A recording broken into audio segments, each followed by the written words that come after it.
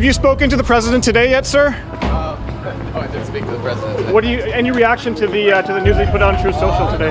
We'll continue to conduct these complex negotiations in the best interest of Canadians. It's a negotiation. Ça va continuer. The trade ice just cracked wide open, and Prime Minister Mark Carney's swinging for the fences. On June 27th, 2025, President Donald Trump threw a tantrum on Truth Social, slamming our digital tax and freezing trade talks, leaving our economy hanging. Now hell's breaking loose. But Carney's not backing down. I'm David from Politically Canadian, and this breakdown, simple, bold, and all Canadian, will show why Carney's standing tall for us. Hit subscribe, and let's charge into this showdown. All right, let's break it down. And that clip you just watched, Carney, cool as a northern lake, faced reporters asking if he'd talked to Trump about the digital tax dust-up. His answer? A straight-up no, with a smirk that said, "I'm not chasing that circus." He doubled down, saying Canada will keep negotiating in our best interest. Crystal clear that this tax law, passed by the previous Liberal government in 2024, wasn't his doing. Let's unpack this digital tax. It's a 3% charge on big US tech giants, Google, Amazon, Meta, raking in $1.2 billion yearly from Canadian clicks.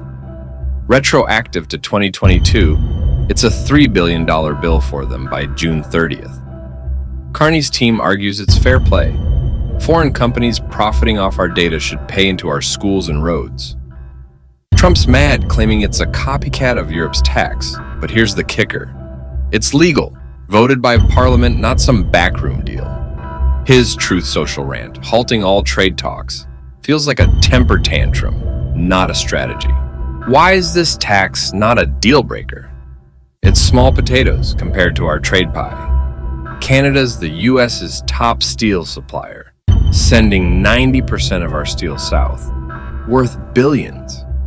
We buy $349 billion of their goods yearly. A 3% tax on tech profits, about 1% of our US trade, shouldn't tank negotiations. Trump's using it as a scapegoat, maybe to flex before Canada Day or dodge his own tariff mess. Carney's bold move partners us with leaders like Francis Macron, who've got similar taxes, aligning our vision. Trump's just changing the goalposts. Classic unpredictable Trump. This hits home. Our steelworkers in Hamilton, down 200 jobs at Algoma since April, need relief now. Not Trump's games.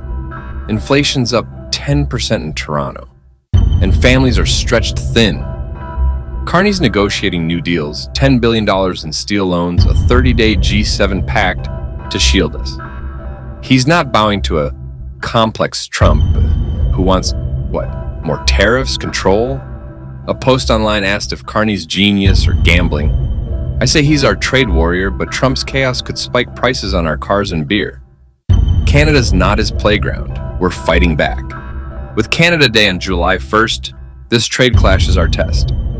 Carney's standing tall, forging deals with allies like the UK and EU, not just bending to Trump's whims. He's proving Canada's a global player, not a US sidekick. But if Trump's new tariffs hit, say 60% on our steel, we could lose thousands more jobs. Finance Minister François-Philippe Champagne backs Carney, calling it a principled stance. Yet, business groups like the Canadian Chamber of Commerce want the tax scrap to save talks. Who's right? You tell me. This is our Canada, tough, proud, and ready to rumble. Carney's move is gutsy, and Trump's meltdown's proof we're rattling the giant next door. As we celebrate Canada Day, let's cheer our leaders fighting for us. Have you spoken to the president What's your today, call? sir? Stick with the tax or cave to Trump?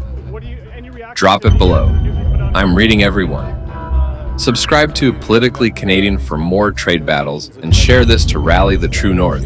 I'm David, and we're not backing down, eh? See you next time.